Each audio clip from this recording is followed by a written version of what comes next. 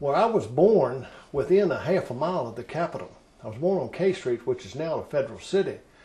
I was born at home, and back in those days, it was the wide open. My playground when I was a very young child was the museums, the Capitol building itself, all the monuments up and down the mall area that were existing at that time. They've got a lot of new ones since then that some of them I haven't even visited, I'm ashamed to say, but I've been up on top of the Capitol building, up into this where the statue is on top, and a little historical thing that people don't realize, a little trivia. The statue on top looks south because they thought that was going to be where all the wealth came from and all the business, rather than from New York.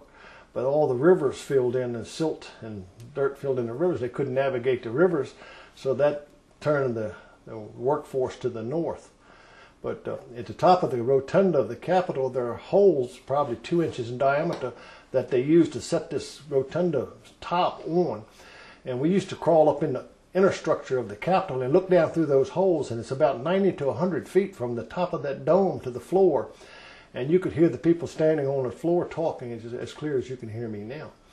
And on the inside of the rotunda, another thing that was, on one side, you could stand with your face to the back wall, and a person on the other side could stand with their face facing the wall and whisper, and you could hear everything they said.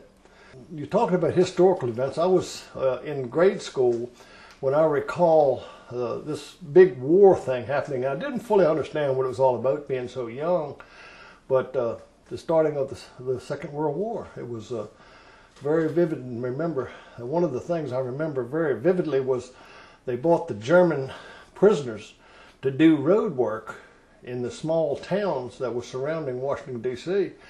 And I can remember the blue eyes and the blonde hair, and the most vivid thing I can recall was they were sitting in their trucks, and they had their arms resting up on the side windows and everything, and the blonde hair on their arms just seemed to stand up. And I recall that very vividly from very early childhood. Things went on. I remember when Truman came in, and when they made the order to drop the bomb. We didn't fully understand what the atomic bomb was all about, but then to see the devastation that was caused afterwards, I don't recall the exact time and everything that it was dropped, because back in those days we used to sit around the radio at nighttime and listen to the news and listen to the stories, and that was our big entertainment.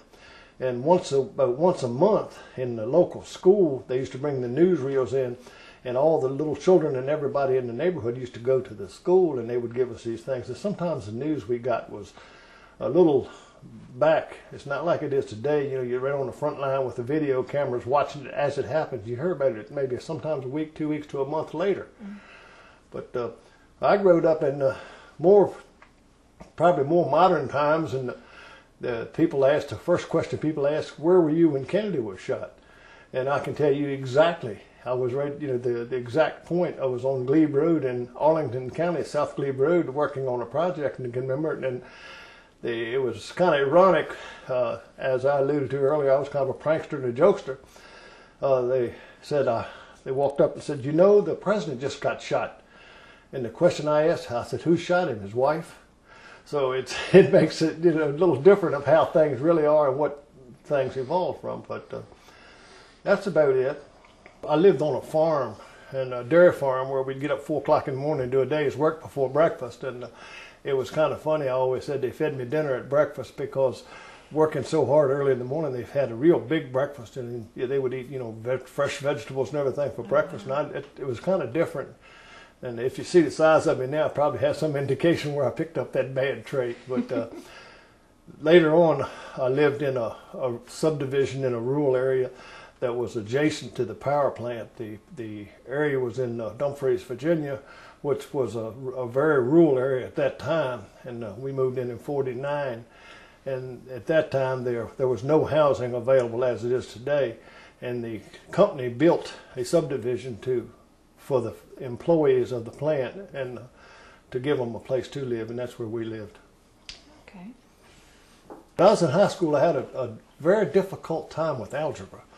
And Charles Normant was the algebra teacher. For some reason, I don't know what caused me to connect and click with him, But it just cleared everything up. It just made everything just come natural. It just cleared. It was very easy for me. And after I met him and got to know him well, I was making straight A's in algebra, and I was just about failing it prior to him coming through to me. So he was the most outstanding. And the second was a teacher named McMasters.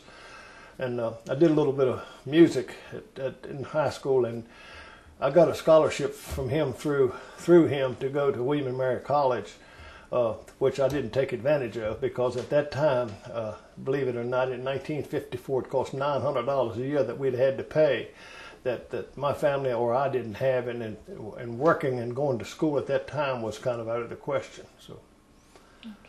Later, I did a correspondence course and I got an associate degree in business management. That was 20 years after I graduated from high school. I did this just for the sake of doing. I wanted something to do in my life. It was a want that I had because I'd already had a position at the company that I worked for that was locked in, and I didn't really need the degree, but it was just something I wanted to do, and I did it. I like to dig in the dirt and play in the flowers and things like this. This old boy was a gardener and had been for many, many years, and I just kind of tied in with him, and we kind of grew up together. He was the type of things he did. He gave me my first shotgun, which I still have. I probably didn't shoot it 3 times in my whole lifetime, but it's one of those things that I attach to and hold. And those that know me. I'm a gatherer and collector. I have not 1 or 2, sometimes 3 and 4 things that I don't really need, but I just keep them just because they're mine. I enjoy working in the yard, working around plants and flowers and things like that. And I like sports. I like the golf. Well, you left out one. Santa Claus. Oh, no, it's not a hobby. That's my profession. Your profession. Okay. Okay. The question is asked, do you play Santa Claus? And the answer to that is I don't have to play. God gave me a gift to work with the children, and I do not abuse it. I try to use it wise. And every time I get in a difficult situation, I kind of look up and just meditate for a minute to get the answer. I'll give you for instance. A young woman walked up to me one time, a young girl, about 10, and she says, "My name is Cheryl." And I asked her, I'll call her sweetheart or darling because it's kind of hard to keep track of names. I said, "What can I get you for Christmas?" And she says, "I don't believe much in you anymore." And I said, "Well, what seems to be the problem?" She said, "I asked for something and I didn't get it." I said, "What did you ask for?" She said, "I asked for my mama to get well." I said, "Well, sweetheart, this takes time. The hospitals and the doctors are so slow." And it was 1 week before Christmas, and she says, "Yes, but my mama died." So I just stopped, and I kind of meditated a minute. I said, "Okay, boss, tell me what to say." So I asked her, I said, "Where's your mama now, sweetheart?" And she says, "She's up in heaven with Jesus." I said, "No, darling. Where is she with you?" And when I did that, I put my hand here, and she said, "In my heart," and her eyes lit up. And she says, "Just a minute, I'll be back." So she got her younger sister, who was about 6, and I told her the same story. They left the second time and came back with an aunt and uncle that was here from Germany for the services, and I told the story again.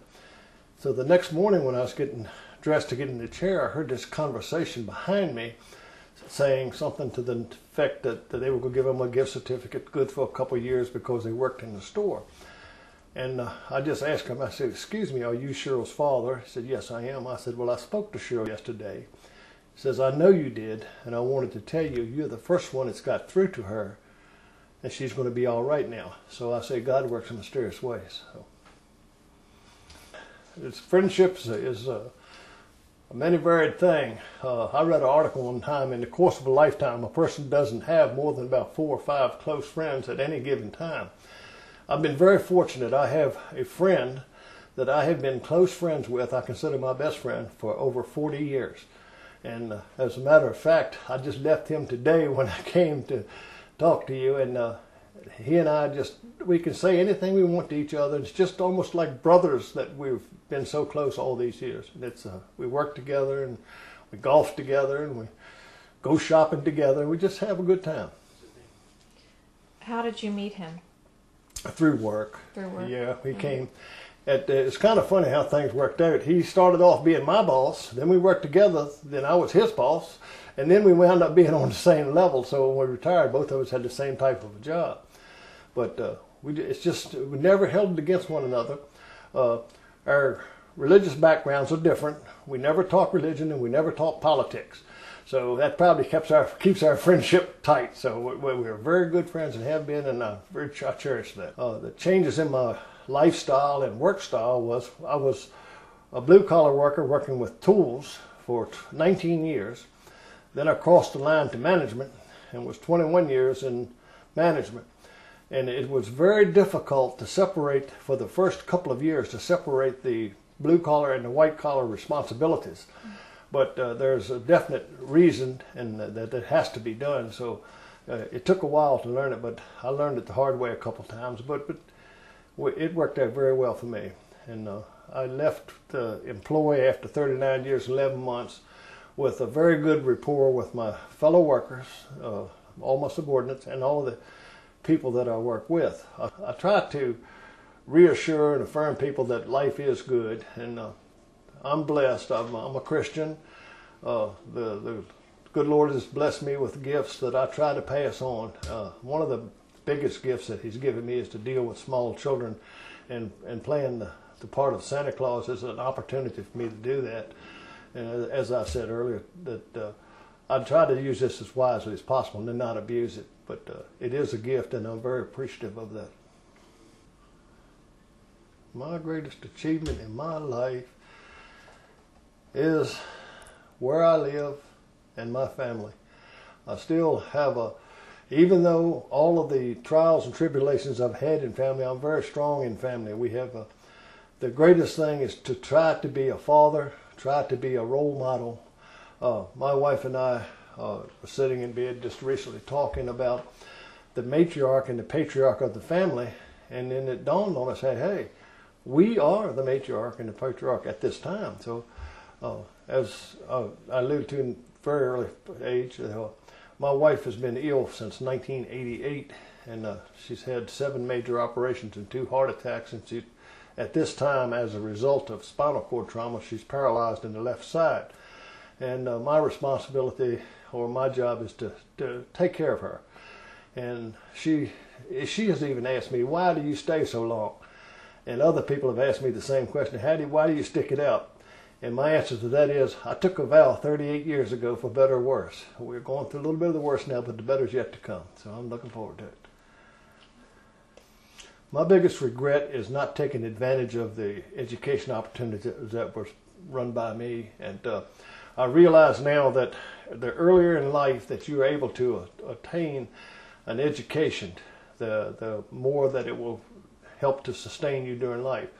One of the questions they asked me when I retired after 40 years of service, would I speak to the people that are still there and starting? And the first little session we had, I asked them, I said, the first thing I would like for you to do is get as much education as you can as early as you can in your life. And the second thing that I would like to see you do is to save something from your paycheck from the first day on, and just keep going. But then, lo and behold, I went to a health fair. And then I asked the question after the next session, I said, how do you spell wealth? And they said, with a W-E-A-L-T-H. I said, no, you put an H in front of it, because with your health, you can do just about anything. And we used Howard Hughes as an example of a billionaire with both mentally and physically ill as he was, that the money didn't do him a bit of good, but his health, with your health, you can do anything. People get obsessed with things and they don't know what it's all about, but they still have this void that hasn't been filled. Once you fill that void with the right thing, you see your life will change. And that's one of the things I try to impress on my children. I've never sat down before and opened up as I did today, and I feel very comfortable with it. And I thank you for the opportunity that you've given me to express some of my innermost feelings, and it's just been great.